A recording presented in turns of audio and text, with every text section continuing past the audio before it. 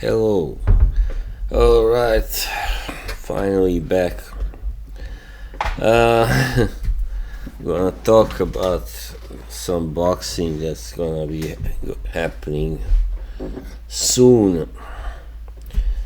Yeah, first on Friday, there are, on the 8th, Friday.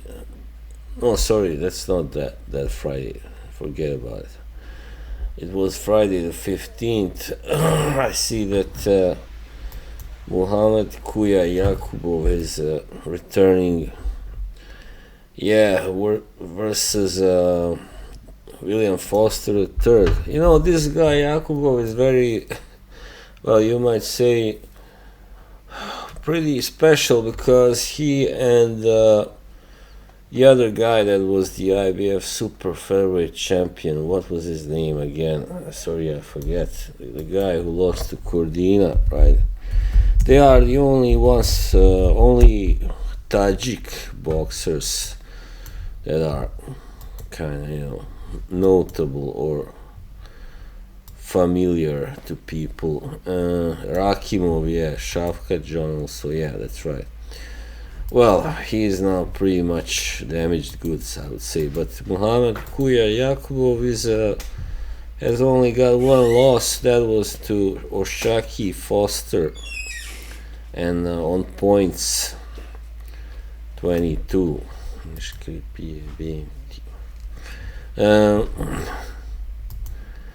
Yeah. Sorry, I know I sound a little bit unusual. That's because I've just recovered from a pretty bad cold, and yeah, so excuse the way I talk. Yes, Yakubov is a solid, very solid contender. Still not a puncher though. He's only got 12 knockouts in 22 wins, but a good, solid, strong, tough guy, contender. And William Foster III, I don't really know him so well, and I see he's already got 2 losses, so yeah, hasn't really beaten anybody really, yeah, notable, or yeah, hasn't got anything to show really. But he's a tall super featherweight. Oh yeah, he is. All these guys 5'10". Oh my god, so many of them now in these divisions below 147. I don't know why, but there are so many of them now, man. It's crazy. But Yakubo is only 5'5", actually, which is pretty normal, for a super featherweight, So I think he will win this fight, to make it short and sweet. Yeah, it is. I mean, it is. He is not from USA. I don't think he is based there either. But unless he gets robbed by the judges, which might well happen, I think he will win on points. Yeah. All right. Okay, now we got the big fights that are gonna happen, not next Saturday, but the one after, on the 16th. Yeah. Well, this card is in Riyadh also. Yeah. Another Riyadh card. Well, there are really some interesting fights here, people. Raymond Ford Ford versus Abraham Noah. Excuse me. Yeah. Abraham Noah, the man with that recognizable golden beard.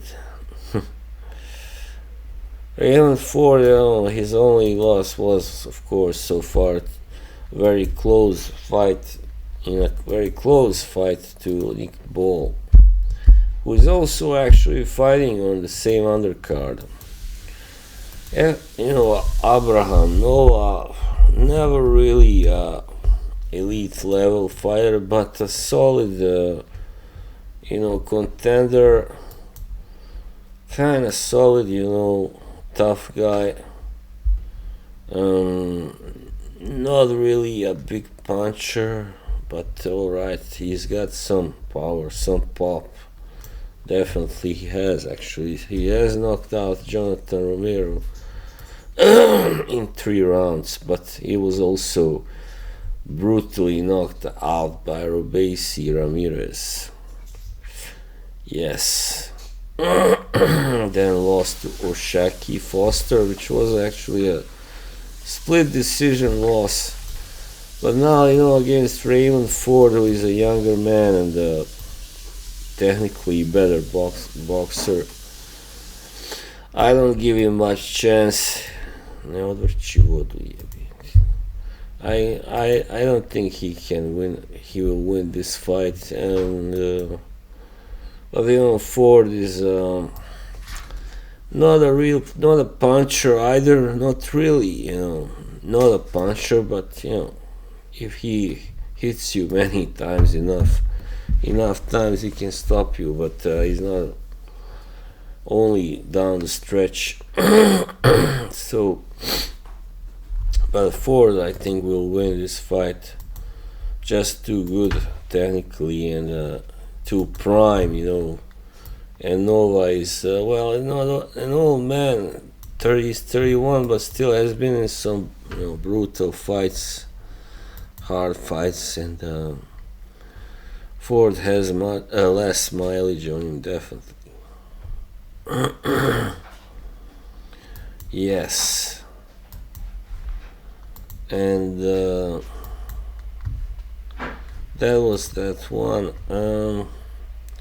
Also, let's see, the Nick Paul, he's fighting a guy from Australia, Sam Goodman. Yeah, that's right. Wow. Sorry. Yeah, Sam Goodman. Yeah, I know of him definitely. I've seen him fight, and it's a solid fighter, unbeaten at 20.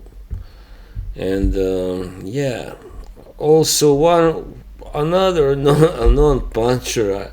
But in these small divisions like featherweight, you will not find many guys that can really hit, because simply they are small guys, right? Sometimes someone comes along like Inoue and that can really punch, knock the guys the fuck out, but it is rare. It is rare, and also sometimes some of these that are the hardest hitters, not that great really as boxers in general, like technically, So yeah. And Nick Ball still unbeaten, and wow, just amazing, the wrecking ball, But this will be a good challenge for him. And he is defending. Is this the defense? Yeah, I think so, of the WBA title.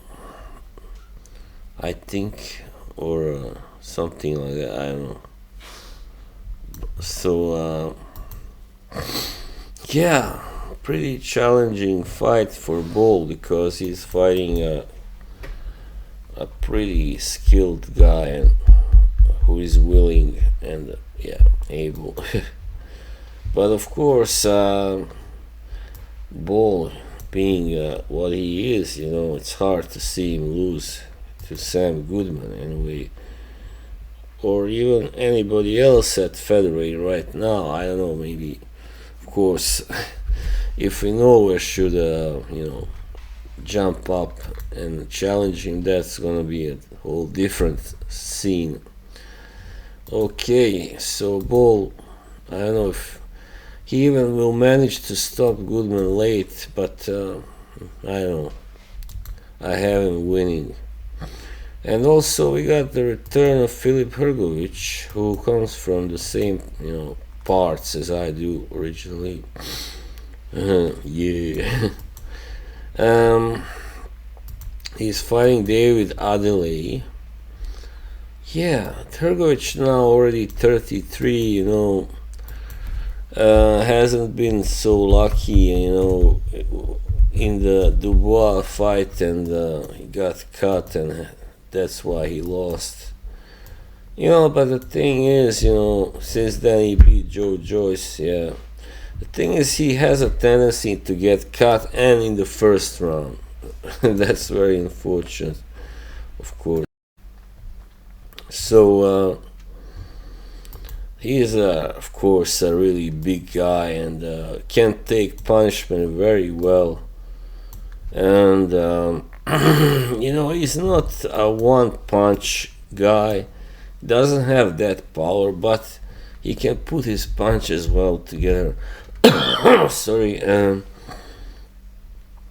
then he can get a stoppage, that way, with barrages and stuff. But it's not a guy like Dubois or Wilder, or those guys who just can knock you out like bang, just like that. Yeah, not really. I mean, not against quality opponents for sure. And David Adelaide, he has the power, definitely. I think he hits harder really than Hrgovic, but his problem is his only higher level fight against Wardley. He wasn't that impressive, got stopped in 7 rounds. So yeah, even though he's still only 28, I don't really see much of a future, for him. I watched his last fight in April, but he was fighting, this guy that was really not that great of an opponent. So I think Hrgovic, of course, if he wins this, I mean, unless some sort of an injury should again occur, he will win it. I don't know if he can stop Adelaide, but yeah, I don't know, maybe, but I wouldn't really go for it, That's my prediction. Okay, and finally the main fight. Oh, sorry, I took so much time talking about the other. Itauma, Moses, yeah, returning the big knockout, hope and sensation. Only 20 years old. Hey, they put him down here as 6'6". No, he's not. Come on, he is not even. He's barely 6'3". I think he's like 6'2.5". But it doesn't really matter. Well, here it says now BoxRec has it 6'4.5". Maybe he has grown. Yeah, he's still in the growing age. That's how young he is. So Moses, whose real name is Enrico, actually, his birth name.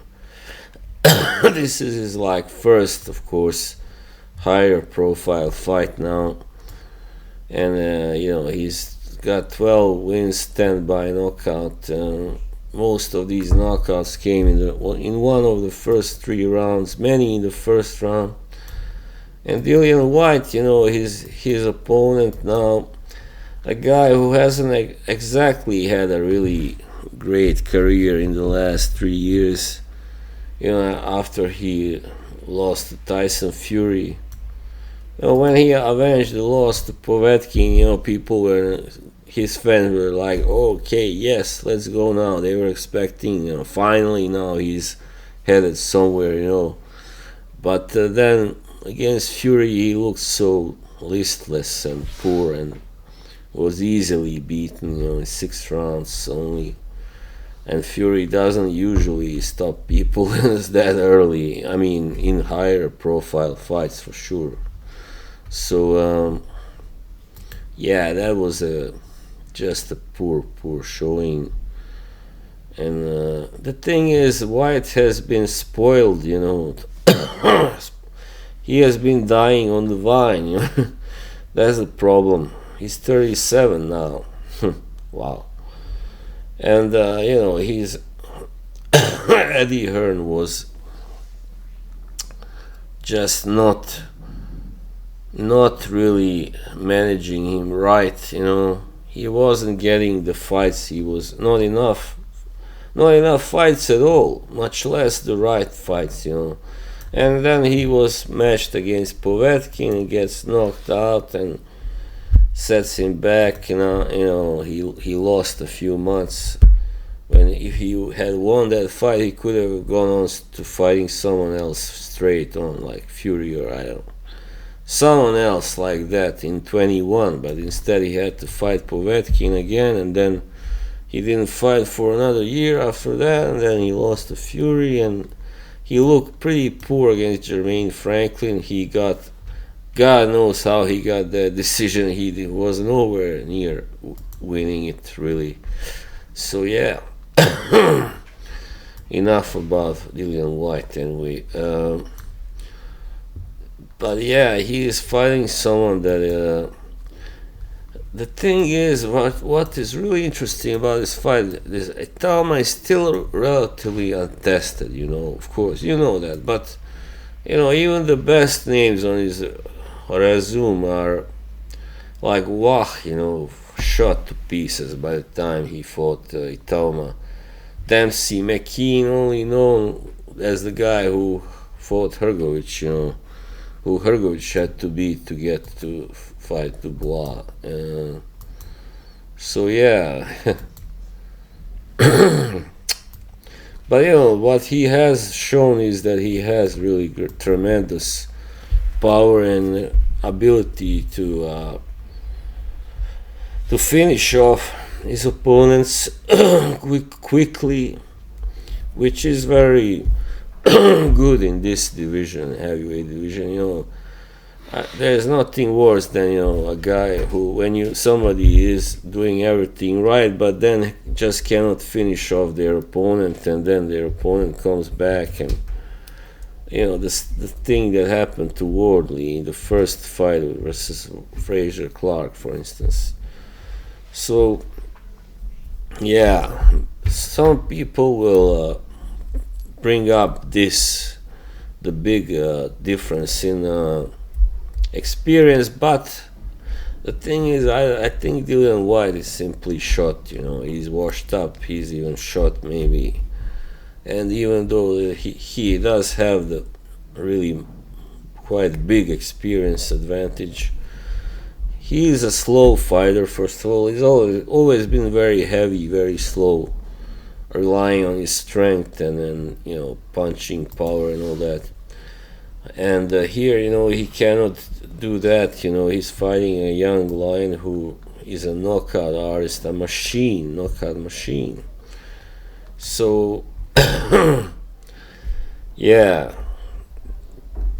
you know, to win against a guy like this, you know, of course anything can happen. You never know. It's boxing. It's heavyweight boxing, but